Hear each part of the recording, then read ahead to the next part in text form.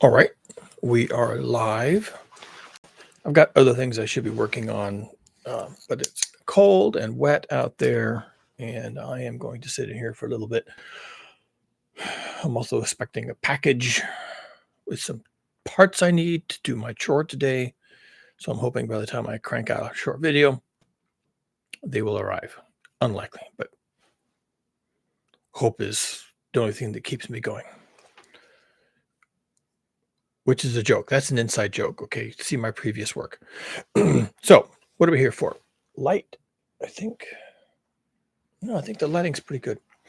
So, wife and I were last night listening to an article uh, or an interview or something with James Hansen. James Hansen is a leading climatologist, climate scientist. Uh, Good guy. He's been doing this since forever, since the dinosaurs, and now he's in retirement. Still publishing papers, still working with teams, and still doing good work. And his work is not real popular because he sticks to the truth, and he's not blowing smoke up anybody's butt. He's just saying how it is and basically telling people to deal with it. So I appreciate that message because that's kind of like what I do here, right? I think it is. I think that's what I do here. I just say it straight out. This is how it is, and deal with it.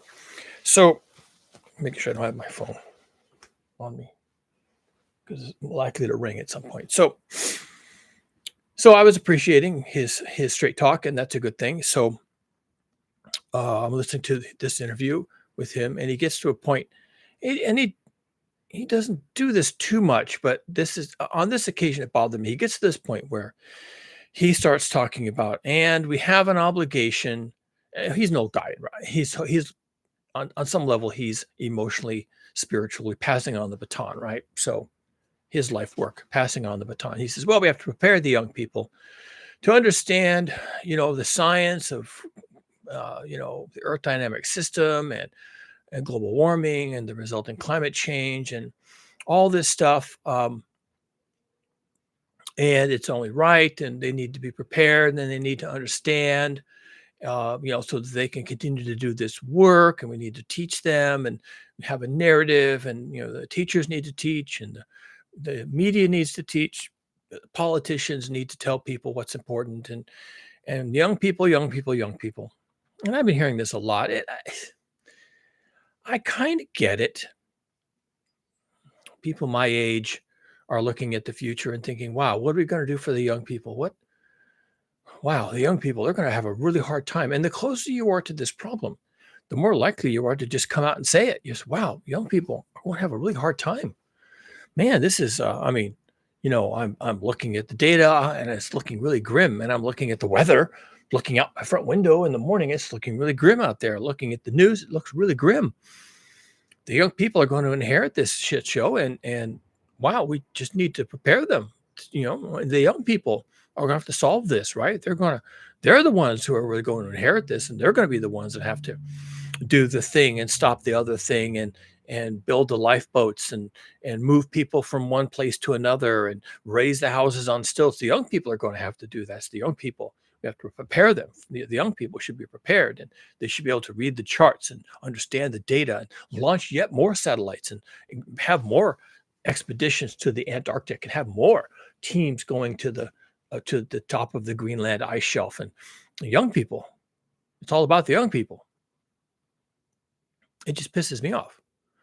The young people, and if you're talking about real young people, like toddlers today, okay, not teenagers who already have their careers scoped out and they're going to be a doctor, or they're going to be a dentist, or they're going to be a fireman or whatever. Okay, not those young people who now you're just going to have to completely disrupt their entire life and say, no, you can't do that. Instead, you have to do this other stuff. All right, so not those young people. And certainly not young people with families who have to have a job and a career and a 401k and pay the mortgage and get the kids to daycare and do all these other things, right? Not those young people. So when we talk about young people, what young people are we talking about? You sort of run out of young people if you keep going up. And someone who's 55, 60 years old, ready to retire is not a young person anymore, right? They're about to pass the baton. So that's not the young person we're talking about. So what is the young person? Well, it's 10 years old, right? 5 years old. That's the young people we're talking about. His grandchildren, James Hansen's grandchildren. He even wrote a book named after one of his grandchildren, Sophie's World or Sophie's Planet or something like that. And so he's thinking about his little ones, and when he talks about, well, we have to, prepare the young people to deal with this in the future. That's who he's talking about. He's talking about kids that right now are 5 years old, newborns, toddlers, because they are the ones who are going to inherit his work, who are going to inherit this screwed up situation. They're going to be the ones who in 15 years or so are looking at their career paths and any options yet still available to them, and how they're going to feed their families, and how they're going to get along in a world that's rapidly being pulled out from under them like a rug, right? So now it's okay to think about the young people, cheer, thinking about the young people. But they are not right now. They are not the ones with the tools to tackle this. They're young. They're young. They don't have PhDs, and I'm having to make this point because when James Hansen or any of the other thousands of old people my age and older, who are saying, "Oh, we have to prepare the young people. They're going to inherit a real circus act. We have to get them ready." When we're having these conversations, we're assuming this is a big assumption. You look at your priors, look at your assumptions. What are you assuming is going to happen to and for these young people, that they are going to be able to do anything at all in the future? You're assuming that there is going to be a school system, a university system, that it's all going to be affordable, that they're not going to have their hands completely full just finding food, clothing, and shelter, that they even have time and willingness and enough hope for the future that they can go to university, because going to university, that costs a lot of money. It takes a lot of time. Okay. And then you come out of university some 4, 5, 8 years later, and now the world has changed yet again, even from when you went in. And so here you are, a young person trying to plan your life, and the world is changing right out from under you, and it's urgent. It's now. It's the urgency of now, and you're going to go and get an 8-year degree or a 12-year degree, and then you're going to pick up the baton and go do the climate work. Really? Come on. Do you think that's what they're going to be doing? They're even going to want to do that? And why? Why? Our Titanic has hit the iceberg. There's going to be some initial uncertainty. We're going to want some data. We're going to be, how fast is the water coming in? Is anyone working on this? What could be done? Do we have materials to patch the hole? Do we have to go to a harbor somewhere and find materials and patch the hole? Can we get there? Can we move it all? Okay, but then at some point, you're all done collecting data. And if someone comes along and says, "Oh, there's even more coming in the hole," you're like, "Shut up, leave me alone. I'm trying to find a lifeboat." Yeah, don't talk to me about I know it's sinking. Just leave me alone. I'm busy. Can't you see I'm busy? I'm trying to get my kids together, my wife, my spouse. We're getting our belongings, and we're trying to find a lifeboat that hasn't been topped over the edge or filled up with industrialists or whatever. We're trying to find a lifeboat that's available. Here's $20. Find me a lifeboat. Okay? At some point, you don't want to hear about it anymore. Shut up, shut up, shut up. I don't care about the water coming in. I don't care about the angle of the bow relative to the sea surface. I don't care about how fast we're slipping under the waves. Show me a lifeboat. Get me off of this tub. I'm done. I'm done with all this. I'm getting off. If you think that the young people of the world are going to waste their time, their precious life energy, studying it more than we already know, if you think that by the time a toddler today becomes an adult 20 years late, 25 years later, that there's still any uncertainty about what's happening in the intervening decades, you're delusional. You're nuts. You just haven't wrapped your head around this. You just don't get it. No, they are not going to be wondering with their great wondering mind what's going to happen. They're going to be living it. It will be their lived experience. They will be in the right in the both feet in the center of this uh, terrible thing that's happening to humanity and the planet. In 20 years, they're going to be up to their eyeballs in this disaster. And they're not going to be patient. I'm already impatient.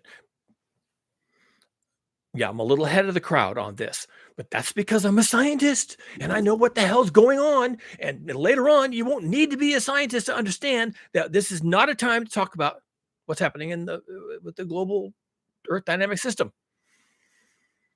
In 10 years, maybe even 5 years, people are going to be scrambling around trying to find a lifeboat, whatever the equivalent of that is in their situation. And to some degree, the first thing we're going to leave behind as the Earth system ramps up its capacity to kill us, the first thing we're going to leave behind is science. That from a scientist. My whole life has been wrapped around this. And the first thing we're going to abandon is organized scientific pursuit. Organized scientific pursuit. Scientific pursuit, as a rule, except maybe in medicine or something like that, organized scientific pursuit is about exploring the unknown. Exploring the unknown. And when your belly's full and you've got food, clothing, and shelter completely figured out, and you've got your education and you're sitting around with nothing else to do, then exploring the unknown is a nice hobby to have. And generally speaking, people who have all their other needs met are willing and able, eager even sometimes to explore the unknown. So that's a thing. That's a thing you can do with your life when everything else is working fine for you, working great. When you have so much abundance that you have no thoughts at all for food, clothing, and shelter. You have no thoughts at all about your security and the security of your family, and you're completely actualized and intellectually satisfied with life, and you've done everything and been everywhere, and now you can think about exploring the unknown, pushing back the boundaries of what we know, and reducing ignorance and those kinds of things. But as the situation on Earth deteriorates, as it is right now, watch the news, I guess. If you're in the US, don't watch the news in the US because it will be dominated by gun violence, sporting events, Taylor Swift. I mean, get off the US tab and go to the world tab, and they'll show you what's going on in the world. And there might be some soccer matches, but for the most part, it's what's happening in the world. It's the people of the world are in the world tab. And so I would suggest you get off the US tab on your news site and go to the world tab and have a look. What's going on out there? Oh no, Saudi Arabia's underwater. Imagine that. Oh, I see. It's third time this month. Wow, that's amazing. Yeah, that's actually on the world tab. Saudi Arabia, Mecca, underwater again, third time.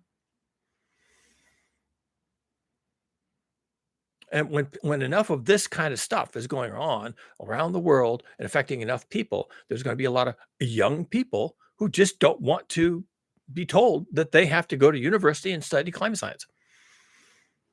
They just don't see the point. Yeah, the climate, whatever that is trying to kill me. I don't need to know why it's trying to kill me. I don't need to know why the Titanic turned out to be sinkable. So right here on the ticket, it's unsinkable. Did I read that right? I guess it says right here, I'm sure. Fine print, unsinkable. Well, forget that. That didn't play out. So I don't have to know why it's sinking. We hit something and the something burst of something else and the things came in and no one knows what to do. And I see the crew running around with their hair on fire. And all I know is I got to get off this tub. Bye, Felicia. I'm out.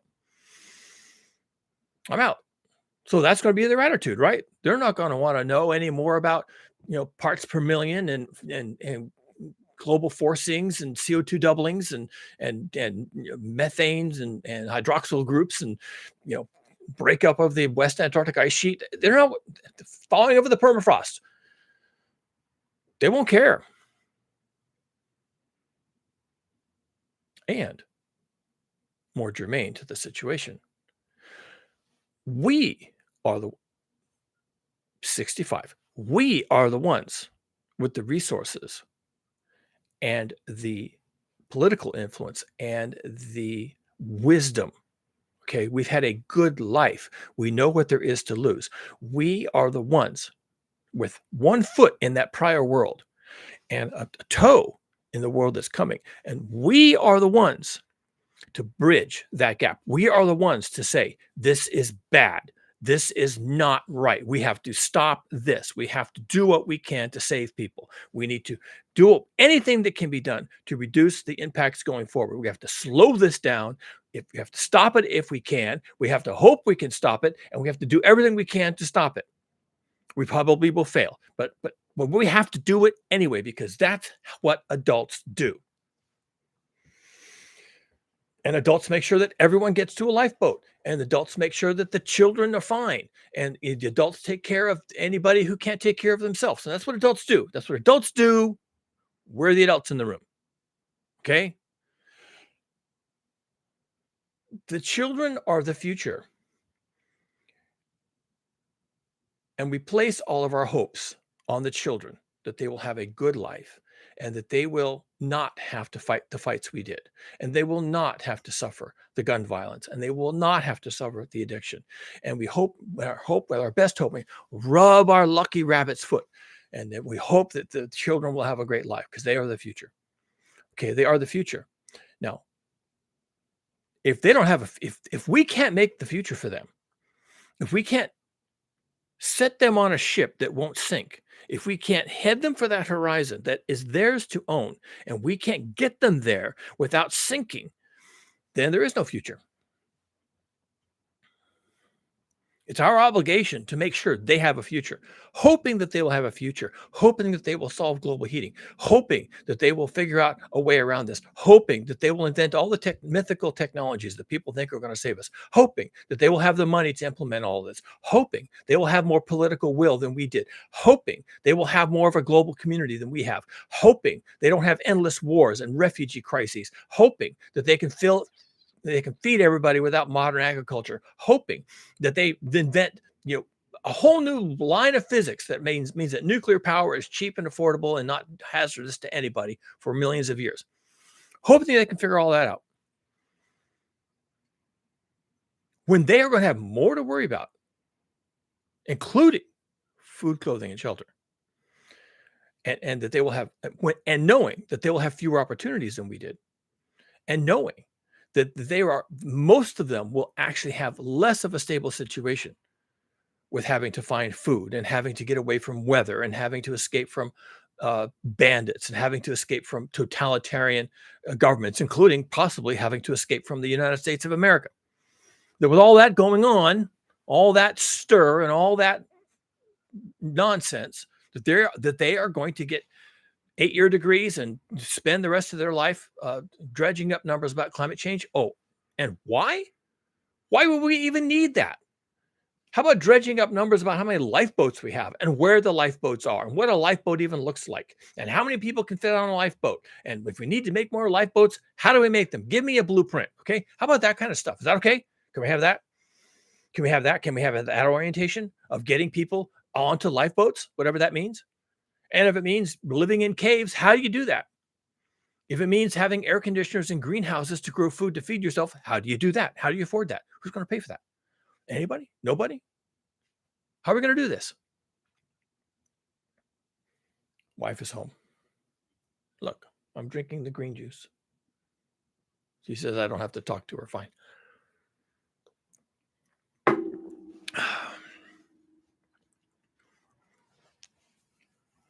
All that said, that is not the title of this video. The title of this video is that you are not fighting climate change. Nobody is. When I think about the young people, I don't think about how are they going to fight climate change? How are they going to do this? How are they going to fight? I'm actually a contrarian on this whole climate change thing. And because I'm a contrarian, because I'm not really buying the narrative, it colors my thoughts about the young people. Now, let me explain this. This is probably where I become unpopular. That's fine. I don't mind being unpopular. I'm already unpopular, so I guess I'm comfortable with that. You can't fight climate change. No one's going to fight climate change. Climate change is a summary of the weather. So if your weather is changing, you're going to fight that? Really? It's snowing too much, you're going to fight that. And it's raining too much. What? How are you going to get around that? Okay. Or you haven't had enough rain. It's been 5 years, no rain. What are you going to do? Do a rain dance? What are we talking about here? And then people back me up. Okay. No, no, no, no, no. Hold on. I know that's fighting climate change. Yeah. When you put it that way, put on boxing gloves and go fight the climate change, right? That's not what we're talking about. Stop being so pedantic. You're so annoying. We're talking about fighting the system that is forcing the Earth dynamic system to change in a way that is not sustainable. Okay, you didn't say that. Well, it's simpler just to say fighting climate change. All right, yeah, but it sets you up to fail because you can't fight climate change. So what is it that you're really proposing? Well, okay, we can't fight climate change because it's not a thing. It's not a thing. Okay, instead we're going to limit greenhouse gas emissions. Oh, okay, so being clear, greenhouse gases are CO2 and methane, right? Oh yeah, we must limit our greenhouse gas emissions. Okay, fine. How are you going to do that? I mean, I'm not even arguing with you. I'm agreeing with you. Yeah, you should. Yeah, you must limit, or actually, better still, I'm going step one further. You have to eliminate greenhouse gas emissions everywhere, in every way possible, and certainly in all the ways that humans contribute to the problem. So you have to do that. That is your task, to eliminate greenhouse gas emissions. Great. We're in agreement. Okay. So how do you do that? You're going to fight greenhouse gas emissions. Okay. How do you do that? And remember, climate change is an outcome, and greenhouse gas emissions are also an outcome. So you're still not at the root cause of all of this that you're supposed to be fighting. Well, we'll fight greenhouse gas emissions by reducing fossil fuel consumption, I guess. Oh, really? Really? That's interesting. How are you going to do that? Again, reducing fossil fuel consumption is an outcome. It's not a thing. It's not a cause. It's an effect. So I think you're getting closer, but how are you going to do that? And then this is where people start getting nervous. Well, let's see. Let me think about that. If you were to give a poll, if you were to go out in the streets with a poll, you're a pollster. Hello, sir. May I ask you to answer some questions in this poll regarding climate issues? Oh, sure. Yeah. Are you in favor of fighting climate change, sir? Oh, yes, absolutely. Check, check, check, check. Eliminate your consumption of fossil fuels. Oh, fossil fuels. Yeah. I'm not really sure even what that is. So yeah, I guess maybe, yeah, probably. I mean, so long as I can still get in my car and drive to Starbucks and go through the drive-through and get my latte at the drive-up window. Well, I'll reduce my fossil fuel consumptions, provided I can still do these other things. Okay, fine. How do you feel about third question? This is my last question, really. How do you feel about uh, uh, there being no service stations in the world and no gasoline at the service station or diesel at the service stations? And then they flip their wig, right? What are you talking about? No gasoline at the service stations? You mean where I fill up my car? Yeah, just no gasoline, or maybe even no service station. Because if they don't have gasoline to sell, then there's no service stations. It's kind of the same thing, right? You know, uh, you know what I'm talking about, right? That there's no gasoline to fill up your tank. Well, you can't do that. No. Well, that's how we, reduce or eliminate fossil fuel consumption, because that's what gasoline is. It's a fossil fuel as well as diesel. Yeah, but I didn't know you were talking about that. I mean, I was okay with fighting climate change. That's fine. That we should all be fighting climate change. I tell my kids all every day, fight climate change. We're going to fight climate change together. We're going to do it for the children. Okay, great. And but fossil fuel consumption. Yeah, maybe someone should reduce their fossil fuel consumption. I guess so. Yeah, that's a big question, right? That's a big container. There's a lot of things involved in that, I think. So yeah, we should look at that, and we can do it fairly and equitably and honestly, and float all the boats, and every child gets a pony. Then yeah, we can eliminate fossil fuel consumption, so long as we can do all those other things. Okay, fine. But no, you can't touch my gasoline. No, that's insane. What are you, a communist? Are you an anarchist? Get out of my face. I'm not answering your poll questions anymore. I think that I don't think you're honest. I think, MAGA, guns, Donald Trump, leave me alone. Okay. So that's how that goes. If you want to try it, go ahead. You go out in the street and you take your three questions on your poll, but you won't. You won't. You won't, because you wouldn't answer those three questions. You wouldn't. So you're not going to ask anyone else to ask those questions, because you're all in this together. You're all in denial. And you'll fight climate change, and you'll fight climate change for the children. And you'll do all these things. You're going to prepare the children for climate change. And climate change is the thing. And they should understand climate change and this and that and the climate changes. And we should resist climate change and measure climate change and study climate change. And the children should get advanced degrees to study climate change and climate change. Which means that you have to address the cause. And I understand this explicitly. I absolutely understand this because of my background. I know what's going on. And because I don't need to be popular, whatever that personality flaw, whatever, it turns out to be useful because I don't need to be popular because I don't care what anybody thinks about me. No, not really. Since I don't need to be popular, I'm willing to say the thing. I'm going to say the thing. You're not fighting climate change. You can't fight climate change. You can't do it. There's no way to do it. It's not a, it's an outcome. You have cause and you have effect. It's an effect. You can't fight effects. By the time the effect has happened, the cause has already gone somewhere else.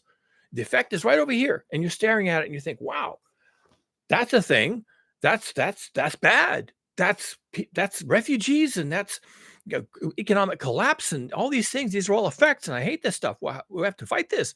And then you go look for the nearest cause, and it's CO2 emissions. Climate change is caused by CO2 emissions and methane emissions. Well, we must fight CO2 emissions. We must fight methane emissions. By golly, we're going to fight this thing. We're going to fight it with our best fight. We're going to get both our fists out. We're going to 1-2 punch the CO2 emissions, punch the methane. We're going to punch the inefficiencies in the system. I'm going to put LED light bulbs in my house, and I'm going to buy a Tesla, and I'm going to go to Disneyland once a year instead of twice. And I'm going to fight the things, fight the CO2s and fight the methanes and rah, rah, rah, MAGA. Okay.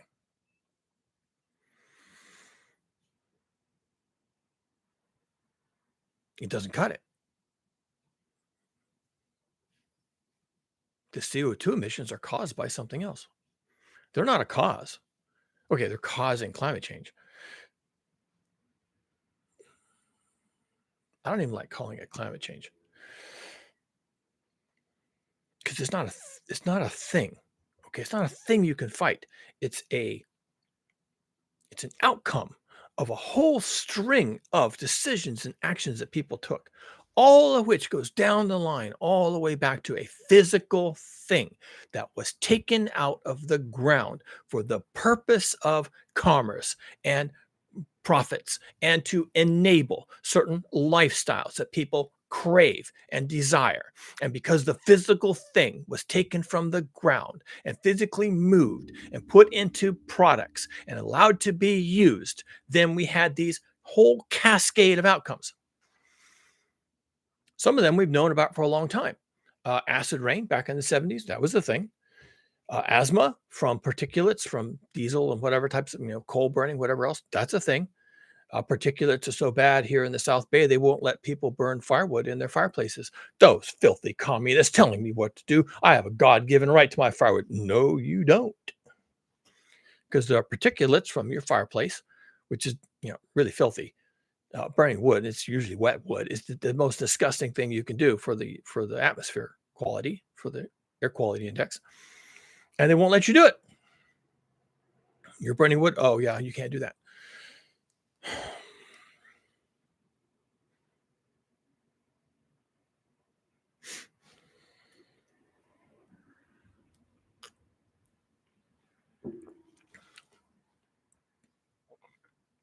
There's a cause for all of this.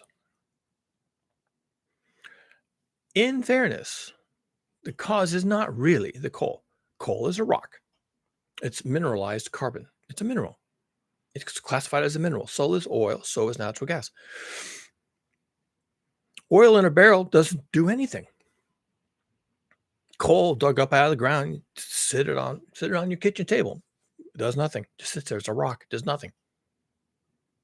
Well, that's not very interesting. It's when we do something with it. We do something with it. We find a use for it, and always, on nearly every single time, except for plastics, seems to involve setting it on fire. We do that. That's an act. That is an act of commission. You committed an act. You did that. You did that thing, and the thing, and the thing you did to it, and then there's these CO2 emissions and methane emissions, and that effect is caused by us doing the other things, digging up the fossil fuels and setting them on fire. That's the cause. That is the root cause of all this other stuff that you're going to pretend to fight. You're not fighting any of that shit. And the more you talk about it, the more it doesn't change. And the more you fight it, the more it stays the same. And, the media allows us to talk about fighting climate change. Have you noticed that? We can talk about fighting climate change. Do you ever hear anyone platformed in the media saying we must leave fossil fuels in the ground? I said it's the 5 little words. Leave it in the ground. 5 syllables. Leave it in the ground. Yeah, 5 syllables. Nobody will say it. They can't. They can't say it. They can't. Because that's a thing. You could actually do that. You could. You can't fight climate change. Because that's an effect of a bunch of other things that already happened. Happened while you were asleep. Happened while you were somewhere else in the world. Happened before you were born. Okay? You can't fight climate change, which is the outcome of all these thousands, millions of things that happen outside your scope of existence. But you can stop burning fossil fuels. You can do that. Yes, my dear, you can do that. You could stop burning fossil fuels. You could.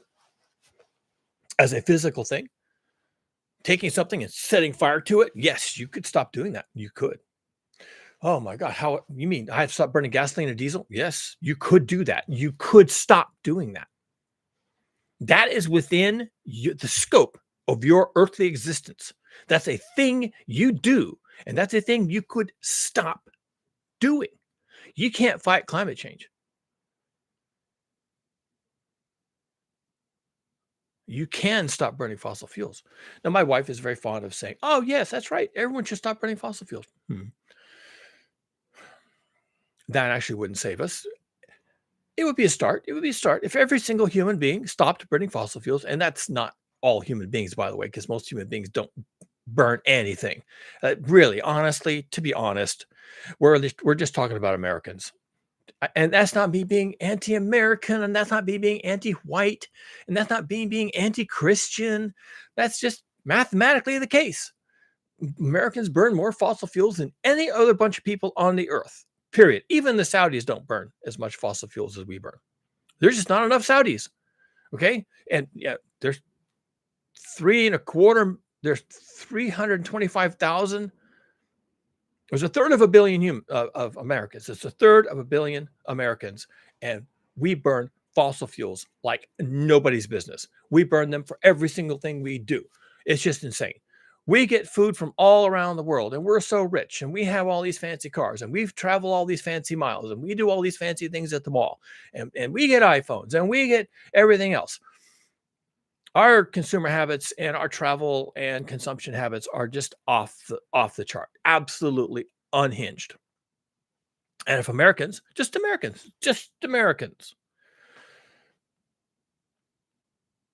and really just the wealthy upper third of Americans, the lower 2/3 economically of Americans can probably do whatever they want. They're not doing anything. It's the upper 1/3, maybe even the upper 10% of Americans who are doing all the other stuff that gives us such a bad reputation for fossil fuel consumption. Bad reputation and deserved.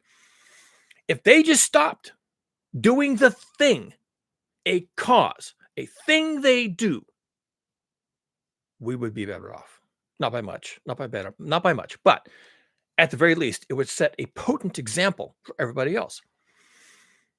And it will make it a lot easier for us who have so many, fears about not having our things, that if we manage to live without fossil fuels, we could then go to the rest of the world and say, yeah, this all this climate science and all this global heating and all these treaties we refuse to sign. Okay, we're on board. We're good. We're down. Let's go. Let's do this. Let's do this. You're going to get no resistance from us. For one thing, we're no longer dependent on fossil fuels. We figured out how to live our lives without fossil fuels. And Disneyland went bankrupt, but that's okay too. We don't do seriously. Do we need them? Mickey Mouse, he's had like a 120-year run. Do we really need any more Mickey Mouse? No, we don't. Come on. So we figured it out. We're stopped. We're going to stop this. We've stopped it. We figured out how to stop it. We're still feeding ourselves, clothing ourselves. We still have housing. We figured it out. We're innovators. Come on. We're Americans. We're innovators. We do the thing. So we're going to innovate ourselves off of dependency of fossil fuels. And now we don't do the thing. We don't do it. And we're going to export all of our patents. Everything is available to the rest of the world. Here's what we did it. We're Americans. I mean, if we can do it, anybody can do it, right? So we're Americans. We did it. We did the hard work. We did the innovating. We did the inventing. We did the thing. And here it all is. Here's the menu. It's all written in black and white. And we're going to give everybody who wants a copy of this how to do it.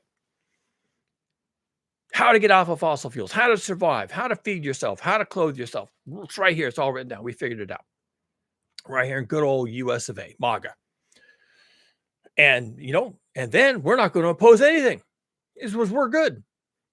So maybe it's important for every single American to stop burning fossil fuels. But my point is not that you're going to do that, because you're not. I know you're not. I'm just pointing out that, one, it's something you could do. It's a thing. It's not an outcome. It causes outcomes, but it's a cause. It's a thing that you do, and you could stop doing it. You could just stop. And maybe that changes the world. Maybe that's enough. I don't know. Is it worth trying to find out? I think it's worth. I mean, if it changed the world and it saved the little tiny babies from not having a future, well, maybe it's worth it. I think people are too selfish. That's what I think. And that's why it makes me unpopular. When I say things like this, I say, stop burning the fossil fuels. Don't drive. Don't fly. Just don't do it. It's not enough, by the way. You're not going to save the world that way. But if you can figure it out, then you can export your knowledge as a teacher, as someone who has wisdom on how to do something. If you can figure it out, then you can export your wisdom, and other people's might emulate your example. And at the very least, if you don't have a dependency on fossil fuels, then maybe when some treaty comes up to be signed that's supposed to help us globally figure this out, you won't be out there storming the Capitol because someone signed a treaty that was going to make fossil fuels impossible. Now, what are the chances of that happening? The chances of any of that happening, of us not burning fossil fuels and us suddenly start innovating and signing treaties to save the world, the chance of that happening is zero. It is zero. I have no illusions about that. I'm just saying that you cannot fight climate change. You could do something about your fossil fuel consumption. That is within scope. In terms of scoping the problem of what could be done, that is a thing.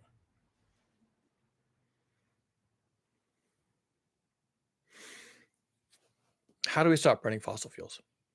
How do we stop burning fossil fuels so as not to have climate change that we can't fight?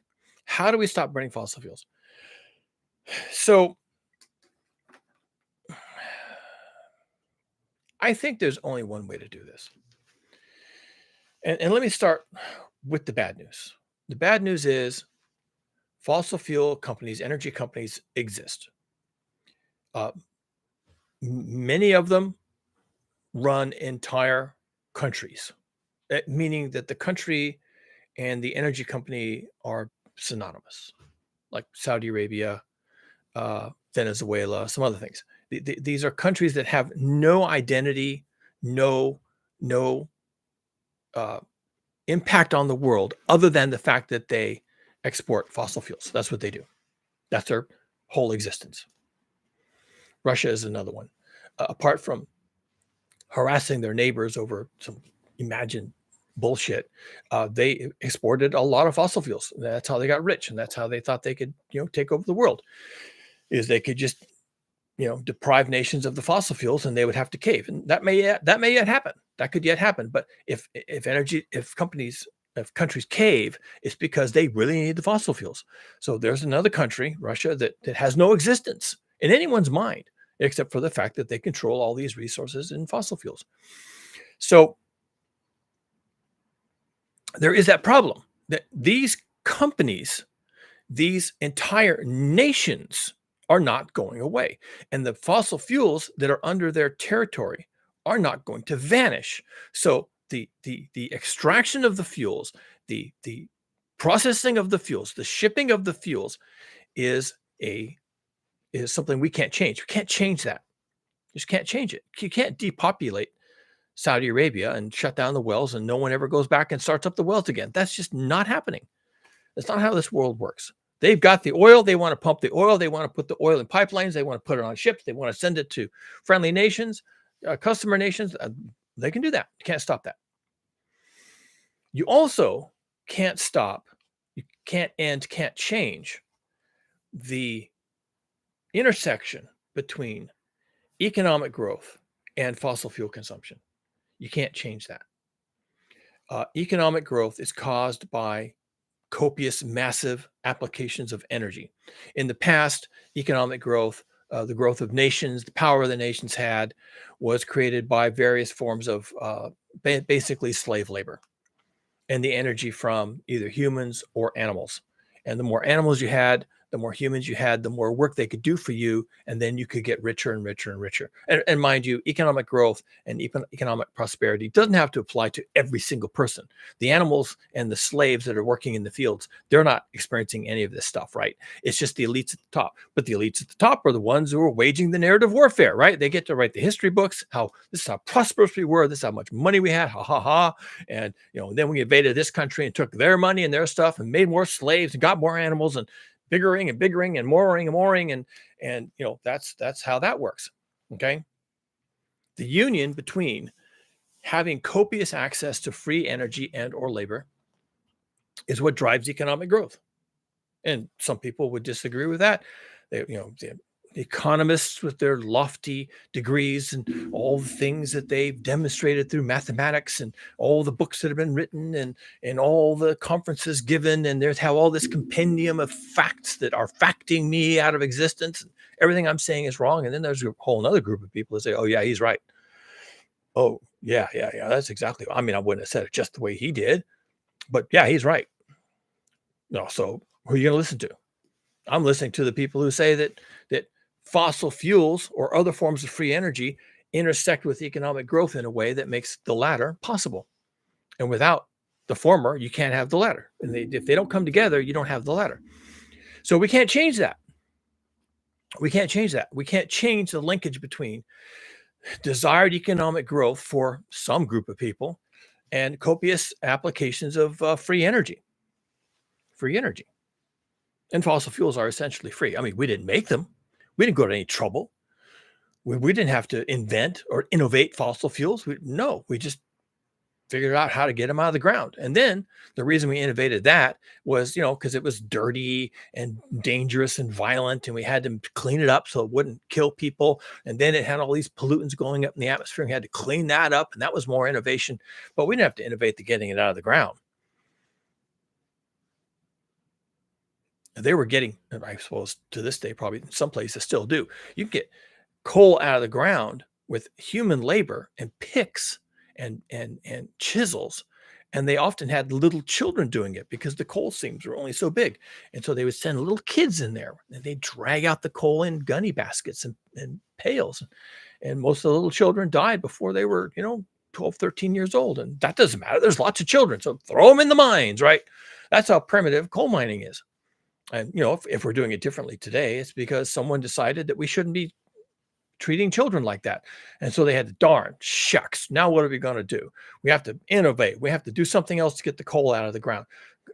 Darn it. It was so cheap to just throw the little kids down in the mine and have them come out with the coal. And when they died, just drag their little bodies out and throw them in the ditch, you know, and that was so cheap. Dang it. Shucks. Pshaw. We got to buy equipment now. Pshaw. So unjust. So unfair. Wasn't difficult. Oil and natural gas are just slightly beyond that. Drilling wells, we've been drilling wells for thousands of years. Same technology. So you're not going to change that. That's there. All that's going to continue. All that's going to continue. There's almost no imaginable way that we can stop this from happening. You've got the countries that can do this. You've got the means to do it. You've got the ways all the technology exists to get it out of the ground and put it in barrels and put it on ships to sail it and there's all these consumer countries that are accustomed to having fossil fuel imports to help them grow their economy or feed their people or run their agricultural system or pump their water and deal with their sewage and process the fresh water and build things and move things and biggering and more and this and faster. And, there's lots of people that love that part. Lots of people means just about everybody loves that part. You love that part. I'm not saying I don't like it. Here I am. The internet, Mac Pro, tower computer, PS4, right? Got my nice warm clothes, got my green drink, made in a blender. Nice life here. I don't have a problem with this life, but I know it's ending. It's coming to an end. And how are we going to manage this? How are we going to do this? And okay, so you could stop consuming fossil fuels. It's a start. You could do that. It's a lifestyle change. You could do that. It's your life. You do what you want with it. Will there be enough people doing that? Absolutely not. But you should. You should. You need to get ready and stop burning fossil fuels on your own behalf. Is like edging towards the lifeboat. I don't know if this Titanic is sinking or not. I can't tell, but it sure sounds like it's sinking. The crew is really nervous, and the captain hasn't been seen for a while. And you know what? I'm just going to get my family around me, and we're going to very quietly pack our bags, and we're going to very quietly and discreetly just edge our way towards the lifeboats. No. Go on with what you were doing. We're just going over here. Okay. Yeah, you're fine. You're fine. We're just taking a walk. Bye. Okay. You could do that.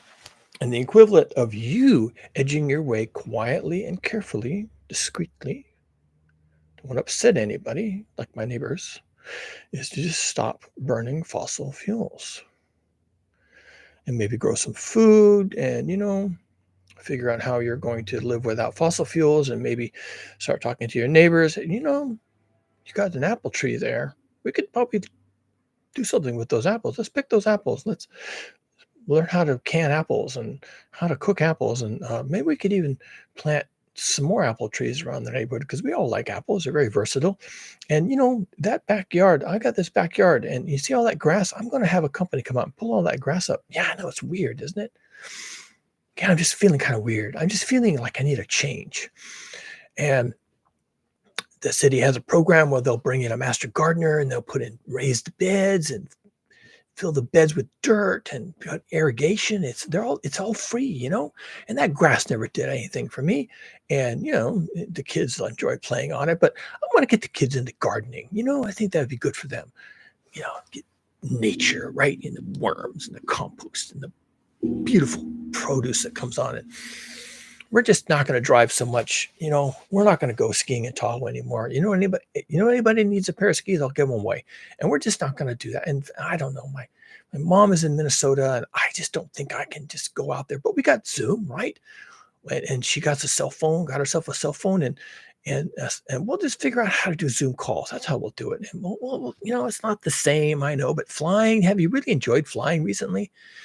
What a clusterfuck, right? So we're just going to stay home. And plus now we got a garden. You can't really travel when you got a garden.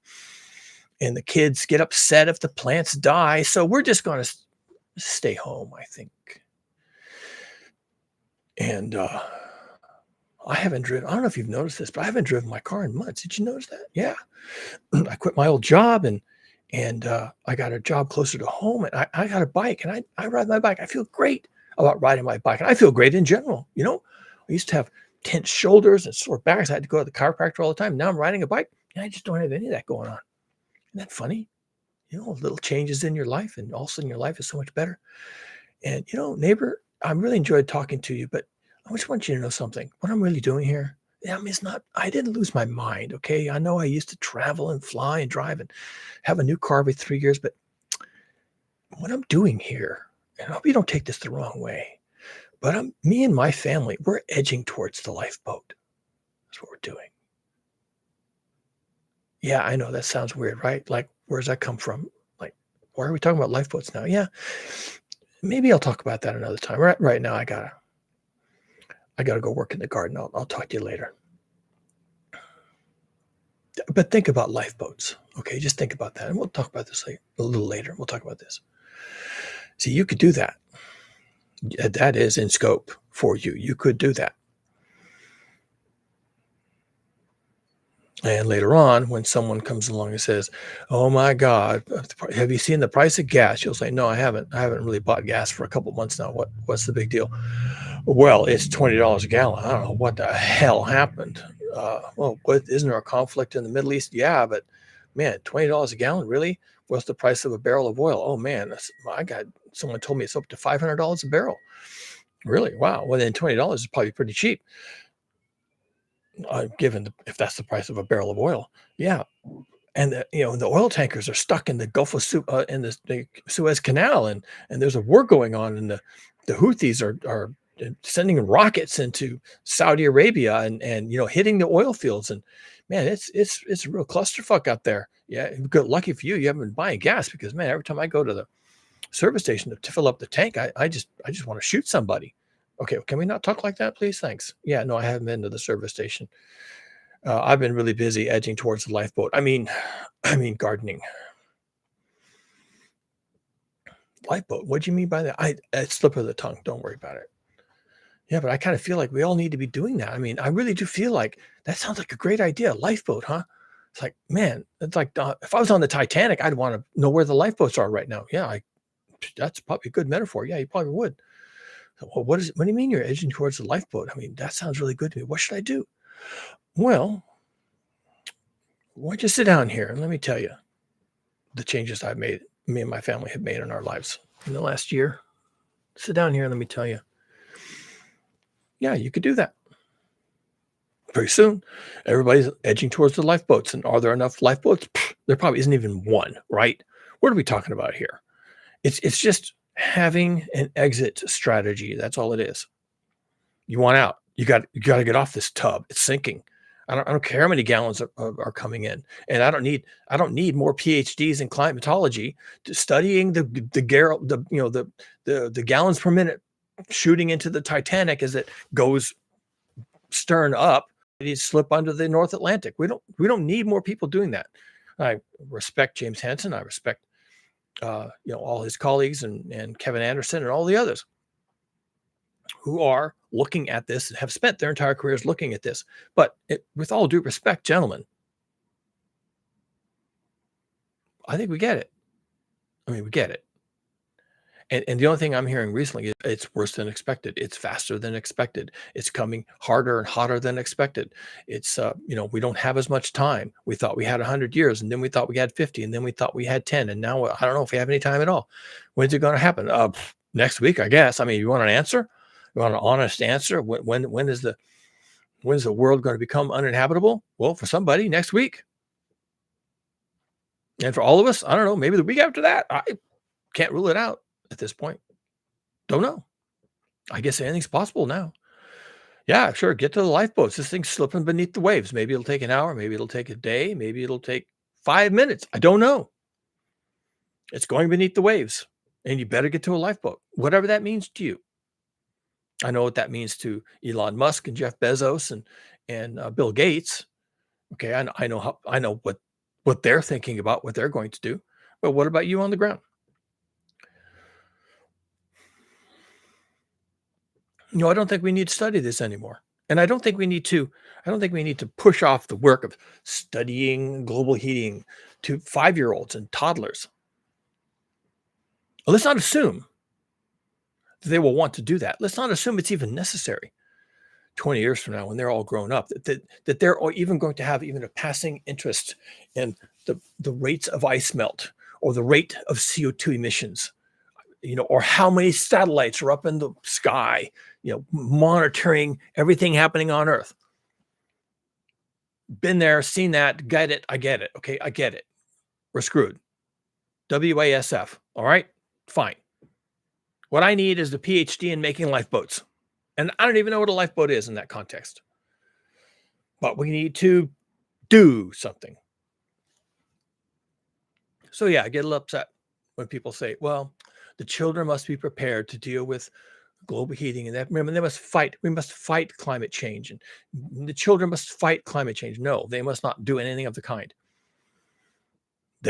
We, all of us, the adults, starting with the adults who have all the power and have all the resources and have all the votes, have all the influence, the adults, not the children, not the toddlers, the adults, me, James Hansen, you, need to get us off of fossil fuels now. As an urgent matter, do it now. Figure it out. Talk about it. Think about it. Agonize over it. Feel the fear. Feel the slipping away of all your sacred rights and all your sacred things and everything about your life that you thought was sacred and forever, it now must end. All your driving, all your flying, all your consuming, all your iPhones, all your ski trips, all your Disneyland, all your Netflix, all that is done. Deal with it.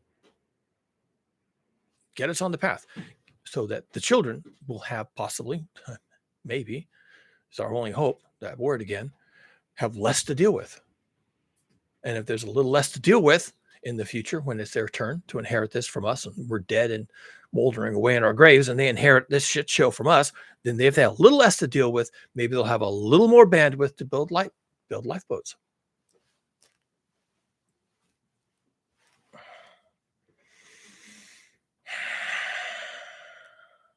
We have to do this. I have to do this. You have to do this.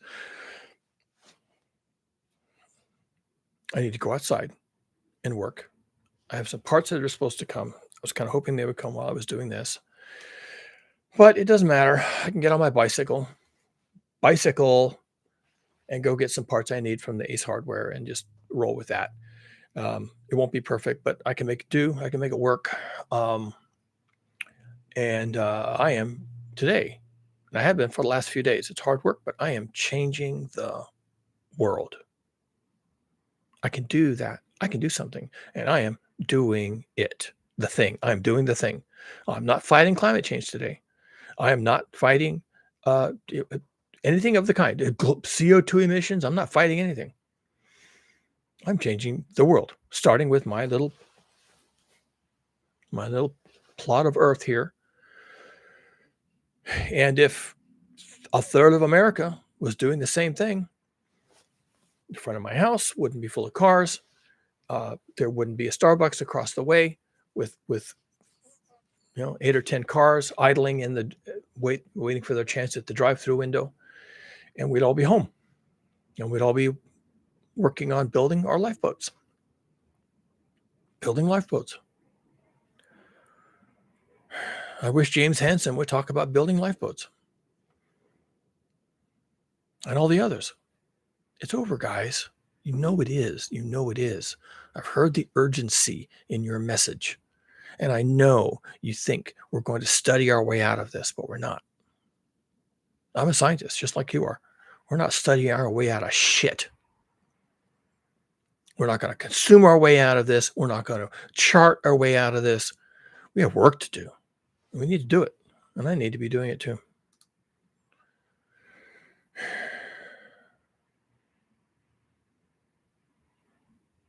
More later.